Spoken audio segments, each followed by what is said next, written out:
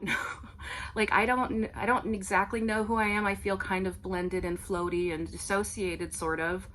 So I feel like I may have repeated myself several times. I don't know what I said. I know I know what I was talking about, but I just don't.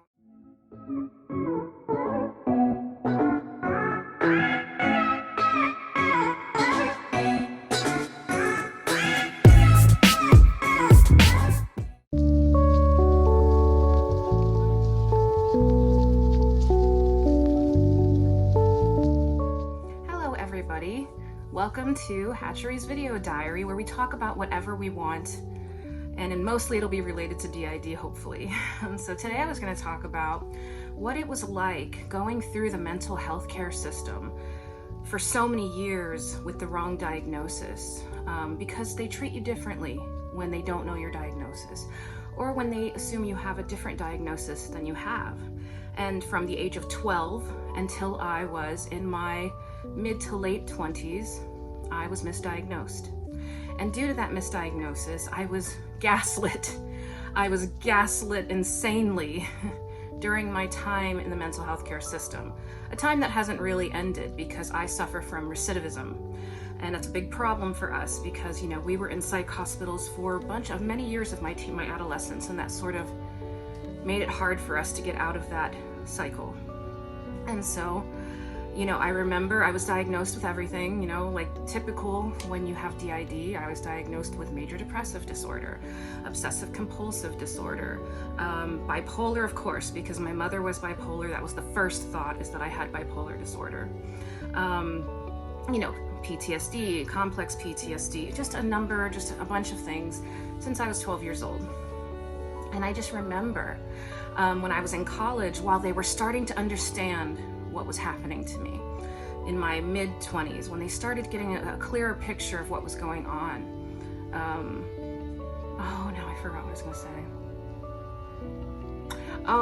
But before the actual diagnosis, it was already being talked about in my charts all over the place, but they are very hesitant to diagnose DID, especially in 2003, and back in those days. And so, yeah, I just remember doctors who didn't know the situation with me referred to me as a professional patient, which is a big insult. A professional patient, which basically meant you wanted to be in the mental health care system. Like, basically it was like an attention, I don't know, I assumed that what it meant. Like, I literally don't know what it means. I've never heard it's not like a technical term, but I assumed it meant I'm just making stuff up, so professional patient doing it for fun. What they didn't know is that DID does not get better on its own. It doesn't get better with normal cognitive behavioral therapy. You have to do specialized DID therapy, and that's very clear in the literature. That is almost impossible to heal from DID without a specialist. I'm not saying it's totally impossible, I'm saying it's almost impossible. And I was one of those cases, and it was baffling to doctors because I was very intelligent. I had a lot of insight sometimes. That's in my chart too. How my insight into my own disorder drastically changed. One minute I would know everything about myself and what is wrong with me? And then the next minute I wouldn't know anything, and I'd be telling people that there was nothing wrong with me, it's them, and well, that was DID. Those were alters with different perspectives on things, but at the time it just looked like inconsistency and weird behavior. And so I was diagnosed with bipolar. And let me just say, when you go through the mental health care system with a diagnosis, I had bipolar and borderline personality disorder. And let me just tell you, however bad it is now for borderline personality disorder, way worse back then, way worse. Doctors treated it like you were evil and you were an incurable type of evil, and that the evil stemmed from straight up seeking attention. That was when I was in my teenage years, because I was diagnosed with borderline and bipolar as a teenager, and when I was in hospitals. And let me just say, they treated me like I was the most manipulative, pathologically lying person in the world, but at the same time they were super nice to me because they liked me. They liked that I was smart and I had some talent and I was a little bit charming sometimes. But I always had the pressure of feeling like I'm doing something wrong and everything I'm doing must be for attention. It must be. Everybody says it is, but it didn't feel that way to me. It never felt that way to me. It always felt like I was running from something so far and so fast, I couldn't even keep up with myself. And everything I did, regardless of how destructive it was, including harm and its other things, felt like absolutely necessary in order to save my life at that moment. That's how it always felt for me. It felt like I had to do certain things to survive, or to not survive, just depending on what the circumstances were. But from the outside, that just looked like, I don't know, a personality disordered person doing things to upset people. But really, it's just different parts of me were conflicting with each other. Sometimes I knew what I was doing, sometimes I didn't. Sometimes I would get accused of doing things I didn't remember doing, so I would tell them that they were lying to me, that they were trying to mess with me. Because let me just tell you, you don't go through the mental health care system as an adolescent for years. I mean, I'm talking about extreme scrutiny for years. And come out not feeling paranoid, okay? Especially in the era that I went, because I was part of the troubled teen industry of the 90s. It was a big deal at the time, they were just funneling kids into long-term treatment facilities back in the 90s. It turns out it's because insurance started covering it, so parents were like, oh great, there's something I can do with my troubled teen. I can put them in a billion different hospitals and camps or whatever. And so that was like the dawn of all that. And I was on that wave of troubled kids going into facilities for long periods of time. And so I was in there for over 3 years, 3.5 years or so. Like, time frames are difficult. Different places, 3 different facilities. But let me just say, once you're in facilities like that, your credibility's gone. Okay, like whether you're credible or not, it no longer matters. It does not apply. The only thing that applies is what the doctors and the staff see, and then the judgments they make on what they see. So imagine I had teams and teams of doctors, all with the wrong diagnosis, trying to figure out why I was behaving the way I was with the wrong diagnosis. You can imagine how confusing that was for me and for them. I remember these conversations I would have with doctors asking me, why do you behave this way? We know you know what you're doing. You're too smart not to know what you're doing, so you're doing it on purpose. And I'd be like, I am not doing this on purpose. I'm in distress. I don't know what to do. I don't know what to say to make you believe me. And yeah, it's just like, really, honestly, it's a sad story if you think about it that way. Years and years of adolescence being gaslit about disorders I didn't have, and then being misunderstood about the one disorder I did have, the major disorder. I have several disorders, like I have major depressive disorder, for instance. I have DID. And so, yeah, I spent a lot of time confused by myself, thinking I was just worthless, just terrible, that I must have been doing this on purpose, that I am just a bad attention-seeking child, adolescent, 20-something. And not until my mid to late 20s did people start to see that the inconsistencies were severe, were severe. They weren't subtle mood shifts or even bipolar mood shifts. These were totally different attitudes, unrelated to mania. And it just took a long time. But going through that, it's a process, and it changes you. I'm extremely protective of my knowledge of my own mental health, because I remember when I was in hospitals, and you're being told all this stuff by a million different people. You don't know what to believe, but I knew one thing, and I've known this since I was very young, because since I was very young, I had to protect myself fiercely to stay intact in any way. And I didn't stay intact, obviously. I'm fragmented. But to stay intact in the only way I knew how, or I felt like I was kind of me, I built walls around myself internally, not consciously, but I would not let people's opinions about me change my opinion about myself and my knowledge of myself. And that's from a young age. And that stems from my mother being mentally ill and the way she was treated. And then I didn't want to be like her. I didn't want to be discounted. I didn't want to be treated like I was furniture or like inconvenient furniture to be moved around from facility to family member to facility. It was my worst nightmare. And actually being out in public about this was the last thing I ever wanted to do, like with my life overall, right? But it just kept being the center of my world. It kept being everything that I knew. And I knew I wanted to tell my story in a controlled way, like I wanted to do it through a memoir. But who knows if I'll ever be able to do that. And so I started making these videos once I understood what was happening to me. And once I had total and utter confirmation from my team that this is true, this is not my imagination, this is what I have. And so I just feel bad for young systems who are probably stuck in the mental health care system, because, you know, you're 7 times more likely to have DID if you're in long-term facilities, you know, throughout your life than you are from the general public.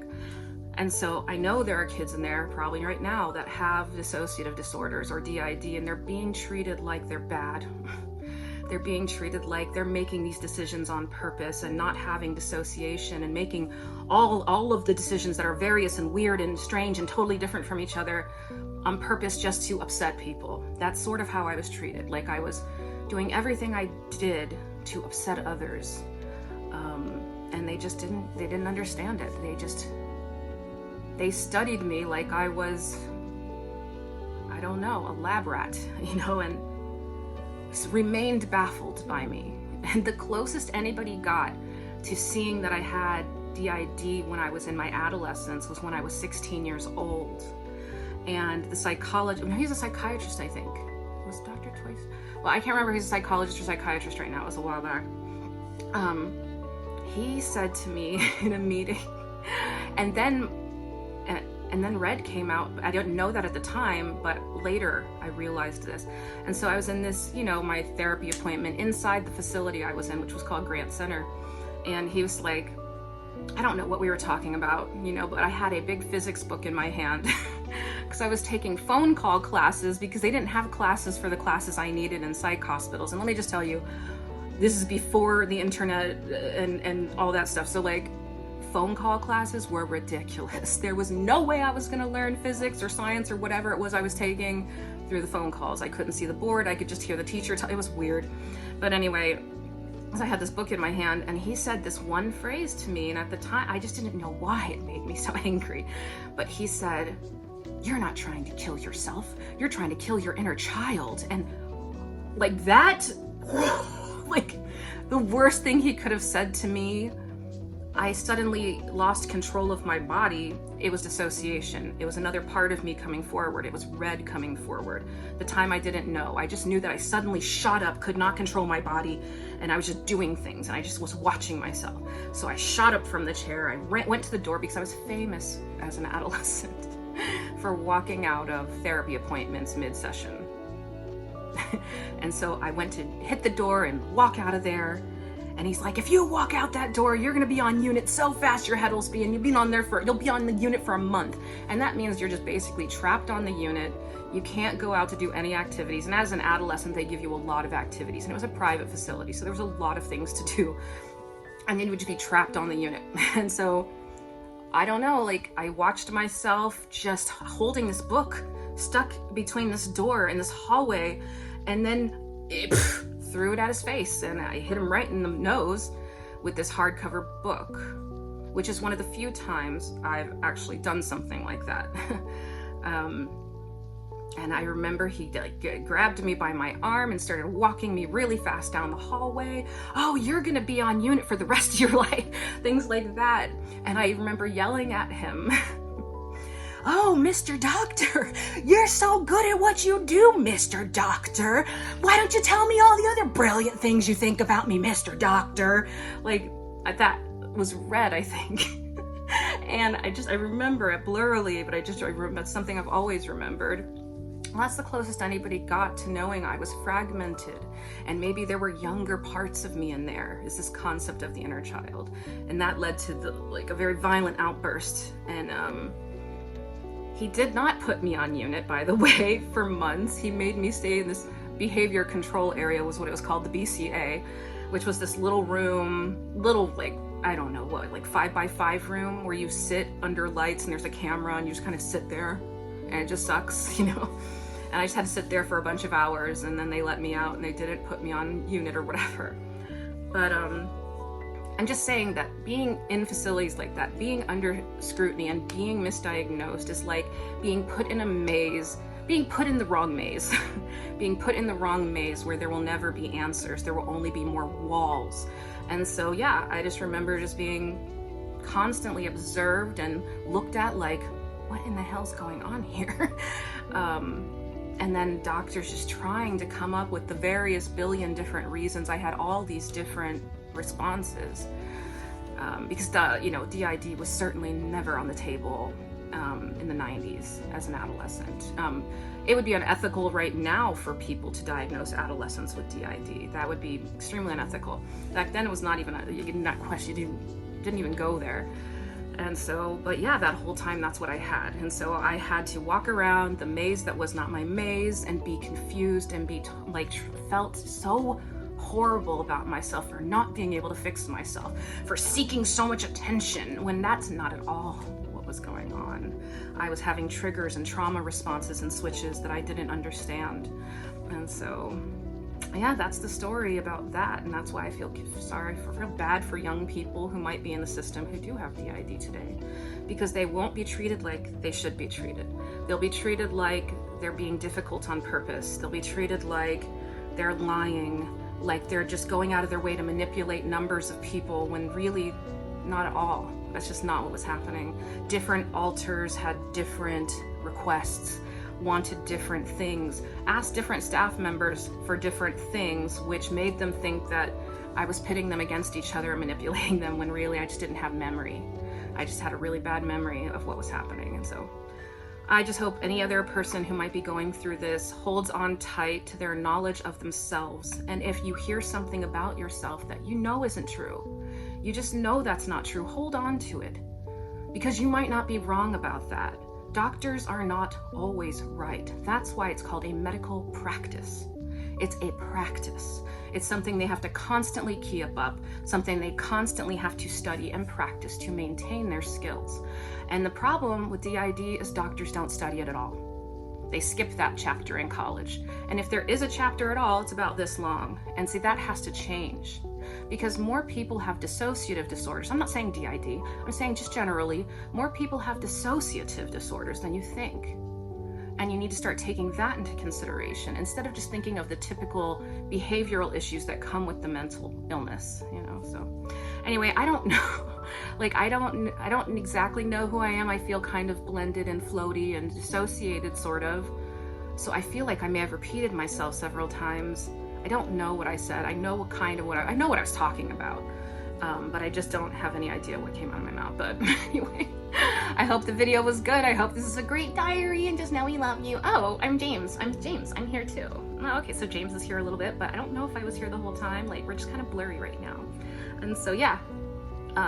I wasn't James earlier though. I think maybe I don't know what I was doing. But I hope the video made sense, and I hope you like it. It's a diary. It doesn't have to be serious. It doesn't have to be planned out or whatever. So sorry I couldn't get the video up yesterday. You know how DID is. I don't always have the choices of what I want to do. So lots of love. Hope you liked it. My lighting is weird. You guys have a great day. I'm going to keep trying to make videos. Okay. And love you guys, and thank you so much.